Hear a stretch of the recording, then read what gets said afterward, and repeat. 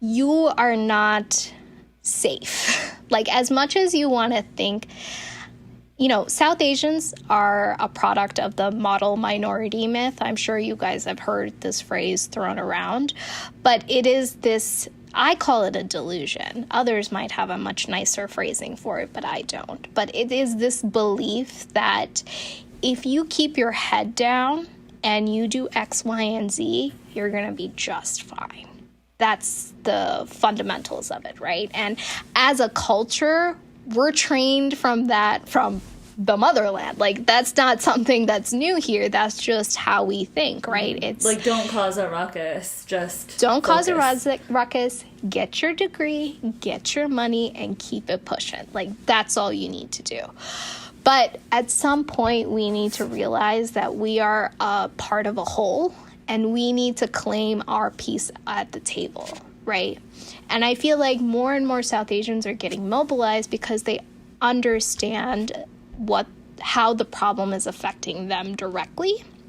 I mean, the Muslim ban is an excellent example of this. Like, a lot of the community that's here, I mean, most of them are doctors, they're surgeons, they're like computer engineers, and all of a sudden, for them, and this is a bit of a post 9/11 world where, enough time has passed where they felt like they've, reached a place where they weren't going to get penalized again, if you will, for lack of a better word. But then this ban happens and this dude is elected to office where his gang of minions is talking all of this nonsense, and the first thing he does is this ban.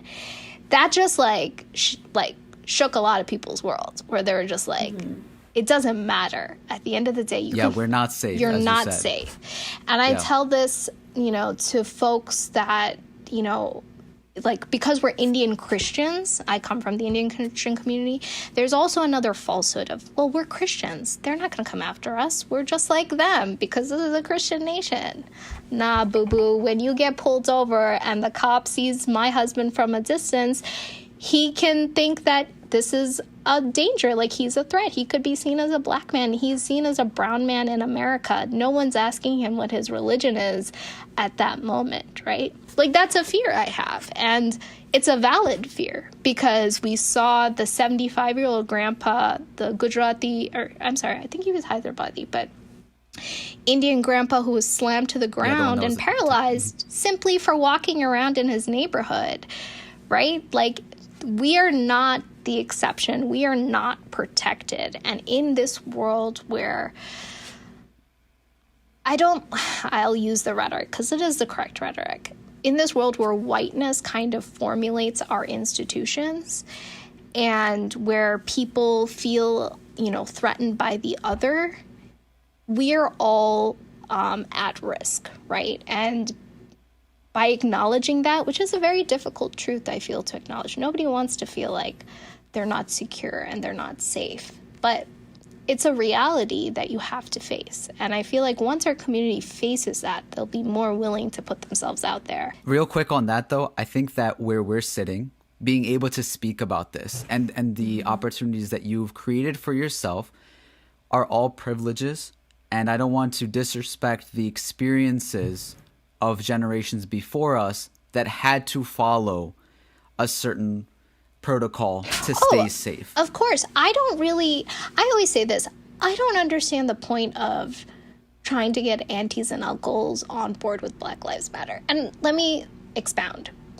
It's not that, we all understand the innate racism that exists in our communities. We understand it, right? I can understand where uncles and aunties come from. If that is all you know, then that is all you know. This is all the parameters you have to work with. Okay, so your understanding is limited. And also, they're the ones that came here, didn't speak the language, figured this ish out, and gave us all of these opportunities. So I'm all for giving them grace because, listen, they had to deal with their own struggles, and nobody wants to feel like their struggles don't mean as much as, a black man in America. I think that's the root of it. I'm so glad that you said that. You're the only person, for real, for the first time I've heard say that. And I feel like I'm crazy all the time because when I'm on TikTok or whatever, people are bashing their parents Yeah, or just their I don't families. understand that. And acknowledging that factor exists is so important. And I think like, But I'm it's grateful. still I'm grateful important that you to said that. educate, though, right? Yes, it is our job to educate them. It is not their job to educate themselves. And it is not we don't have the right to ridicule them for their lack of understanding.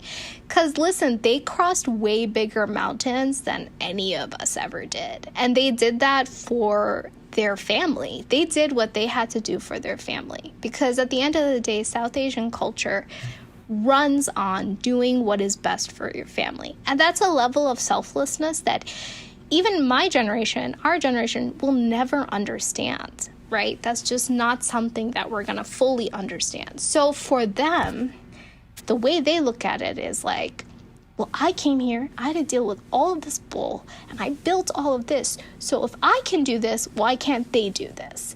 And that right there just represents their lack of understanding of the system that they're in. We've had the privilege to sit there and understand that. They have not. So how dare we judge them for that? That just makes no sense to me, because it's like, bro, my mom didn't have time to go read a book on decolonizing your mind. Like, she had shit to do. Like, she had to go to work. Like, you have time to watch the Netflix documentary on a Saturday because you're living at your parents' house. Like, I just get so... Right. I just don't understand that. I love those memes that are like, my dad came here with $5 in his pocket when he was 16, me at 16 doing TikTok dances. Like, I it's love true. that because it's so true. It's like,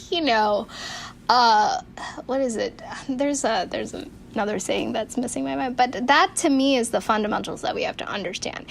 I don't think the object should be converting the elders. I think the object should be fixing your crew. Like, fix yourself and educate yourself and do the work yourself and make sure that folks that are born and brought up here aren't perpetuating certain nonsense, right? Like, I'll use the best example, the use of the N-word in the circles that I see. Like, the level of problematic that is just like next level, but I just dismantling that means you've done incredible work. Like, that is an achievement and should be, advocated for. But I just don't think that, it's not fair to go after uncles and aunties. Like, It's not productive. it's not. What are you going to gain except for just feeling like, oh, I stuck it to the man. Like, they are the authority figure in your life. So you want to, feel some sort of power over them. You need to get to the deeper issue. Yeah, 'cause that's not. If you're hating on your parents for something like that, you probably just don't like them. Yeah, and you should probably figure out what that problem is. That's your own childhood trauma you got to unpack. That's not Facts. going to happen on my time.